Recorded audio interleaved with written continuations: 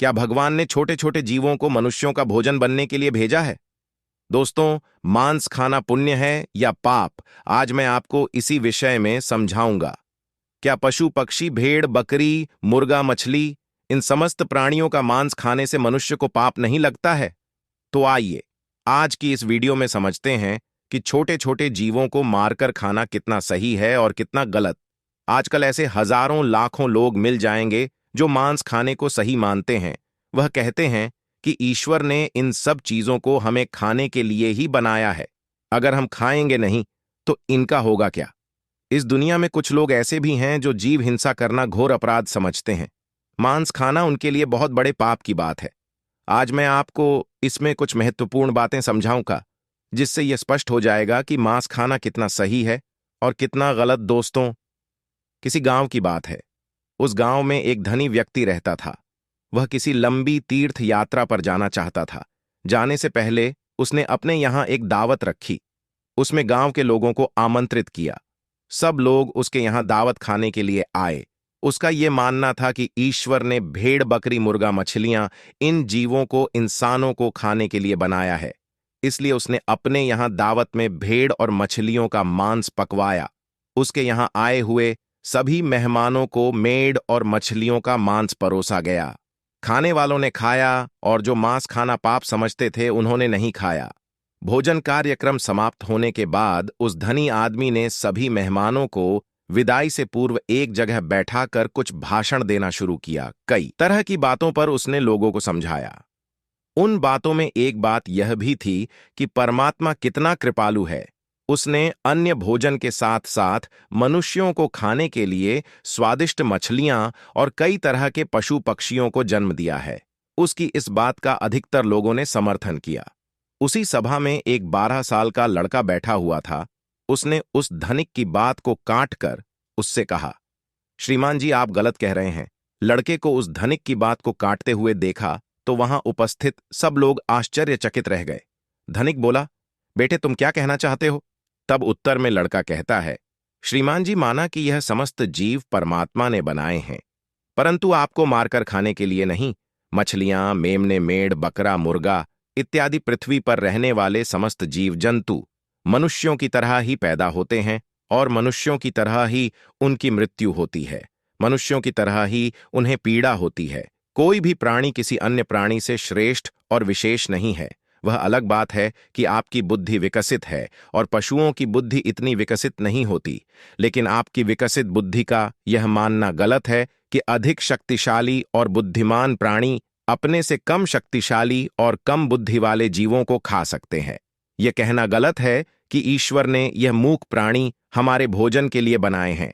हम अपने स्वाद के लिए, अपनी जीविका के लिए, अपने शरीर के पोषण के लिए किसी को भी जब चाहे मारकर खा सकते हैं।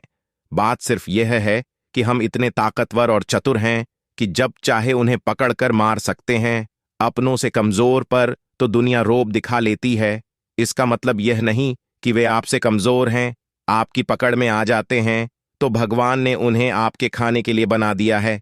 जरा सोचो, मच्छर और पिस्सू हमारे शरीर का रक्त पीते हैं। उन्हें हमारे शरीर का रक्त बहुत अच्छा लगता है।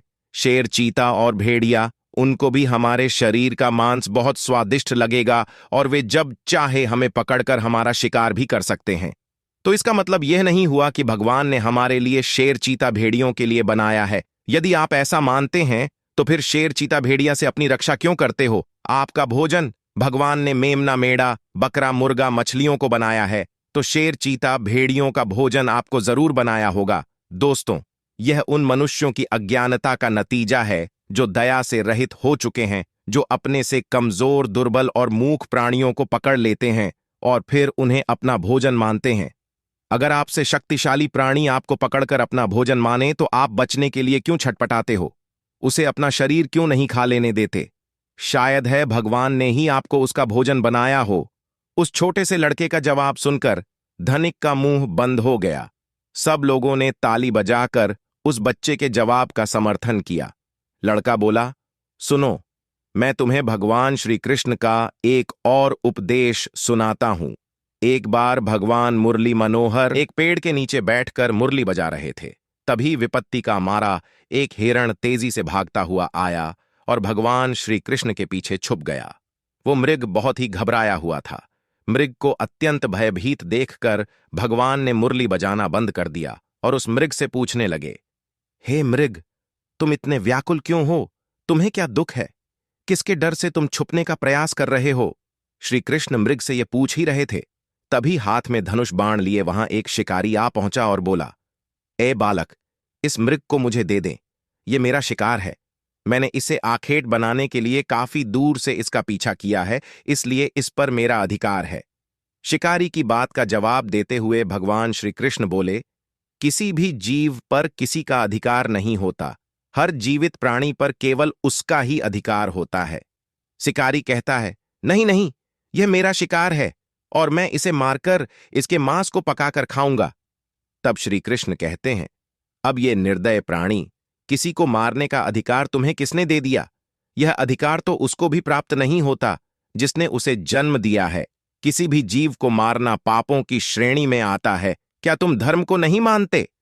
तब शिकारी कहता है, मनमोहक बालक, मैं तेरे जितना ज्ञानी तो नहीं हूं, पर इतना जानता हूं कि मांस का भोजन करना पाप नहीं है। जीवों को मारकर मैं उन्हें त्रय योनि से आजाद करता हूं। फिर आपको क्या आपत्ति है?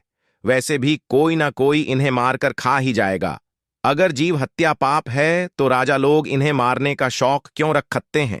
इस बात को सुनकर श्री कृष्ण समझ गए कि इसकी बुद्धि हिंसा करते करते, मांस खाते खाते मंद पड़ गई है। इसका विवेक उचित अनुचित का निर्णय करने के काबिल नहीं है। तब भगवान श्री कृष्ण उसे एक कहानी सुनाते हैं कि हे वत्स, इस कहानी को ध्यान से सुनना कि लोग मांस क्यों खाते हैं और इसे खाना पाप है या पुण्य। मगध देश में एक बार भयंकर अकाल पड़ गया था। लोगों की फसलें नष्ट हो चुकी थीं, चारों तरफ भुखमड़ी फैल गई थी। वहां के जो राजा थे, उन्हें इस बात की बहुत चिंता हुई कि लोगों की भूख की समस्या का समाधान कैसे निकाला जाए। उन्होंने एक सभा लगाई और अपने सभासदों से पूछा कि लोगों को भोजन देने के लिए सबसे सस्ती वस्तु क्या रहेगी। राजा की बात सुनकर सभी सभासद सोच में पड़ गए कि इसका क्या उत्तर दिया जाए। गेहूं, चावल, आलू उगाने में बड़ी मेहनत लगती है। तब उस सभा में एक मांस खाने वाला व्यक्ति बैठा था। उसने सोचा कि मांस को भोजन में शामिल करने का यह अच्छा मौका है। यदि राजा की अनुमति मिल गई तो हम जीवों को मारकर अपना भोजन बना सकेंगे, मनमानी करेंगे, कोई रोक टोक भी नहीं होगी। उसने राजा को सुझाव दिया कि भूखमरी का संकट दूर करने के लिए मांस से सस्ता कोई विकल्प नहीं है। इसमें धन का भी खर्च नहीं आएगा और श्रम भी अधिक नहीं करना पड़ेगा और हमारा भोजन भी बन जाएगा। सभा में बैठे अन्य लोगों ने इस बात में हाँ मिला दी, लेकिन वहां के जो प्रधानमंत्री जी थे, उन्हें यह प्रस्ताव पसंद नहीं आया। वे चुपचाप बैठे रहे। राजा ने पूछा, हे प्रधानमंत्री जी, आप चुप कैसे बैठे हो? आपकी क्या राय है इस विषय में? तब मंत्री जी ने कहा, महाराज, मेरे हिसाब से मांस सस्ता विकल्प नहीं है। इस विषय पर मैं अपनी राय आपको कल दूंगा। दोस्तों, रात होने पर प्रधानमंत्री उसी शख्स के घर पहुंच गए जिसने मांस खाने का प्रस्ताव दिया था। अचानक अपने घर मंत्री को आया देख वो घबरा गया। सोचने लगा, जरूर कोई अनहोनी हुई है। मंत्री ने कहा, भाई, शाम को ही महाराज की तबीयत बहुत खराब हो गई है। उन्हें किसी गहरी बीमारी ने घेर लिया है। राजवैद्य ने कहा है कि राजा साहब को अगर किसी बहादुर और हष्टपुष्ट इंसान का थोड़ा सा मांस मिल जाए तो वे ठीक हो सकते हैं। आप महाराज के बहुत विश्वास पात्र हैं, इसलिए मैं आपके पास आया हूं। आप राजा को बचाने के लिए जरूर अपने शरीर से थोड़ा मांस निकाल कर दे सकते हैं। राजा साहब को भी यही उम्मीद है कि आप इस काम के लिए इनकार नहीं करेंगे। आप इसके बदले में जितना चाहे धन ले लें, पर थोड़ा सा मांस दे दें। लाओ, मैं तलवार से तुम्हारे शरीर से थोड़ा सा मांस निकाल लेता हूं। दोस्तों, मंत्री की यह बात सुनकर वो आदमी सन्न रह गया। उसके चेहरे का रंग उड़ गया। वो भागता हुआ गया और अपने घर में से 1,00,000 सुवर्ण मुद्राएं लाकर मंत्री जी को दे दी और बोला, माफ करना, मैं अपने शरीर का मांस नहीं दे सकता। इसके बदले में आप यह पैसे ले जाइए और किसी और को यह पैसे देकर उससे मांस खरीद लीजिए। मित्रों, मंत्री जी बोले, नहीं भाई, राजा ने विशेष रूप से आपका ही मांस लाने को कहा है, क्योंकि आप बहुत तंदुरुस्त हैं। थोड़े से मांस में आपका कुछ नहीं बिगड़ेगा, पर राजा साहब की जान बच जाएगी।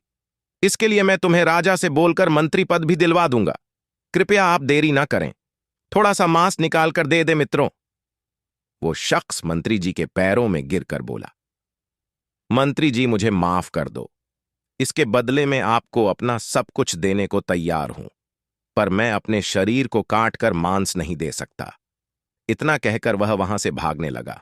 मंत्री जी बोले, आप भाग जाओगे, पर आपका परिवार तो यही रह जाएगा। उसने कहा, मंत्री जी अपने प्राणों से बढ़कर कुछ नहीं है, जब मैं ही नहीं रहूंगा तो परिवार का क्या करूंगा। मंत्री ने कहा, आपको यहां से जाने की जरूरत नहीं है, तुम्हें मांस नहीं देना है तो मत दो, मैं किसी और के पास चला जाता हूं।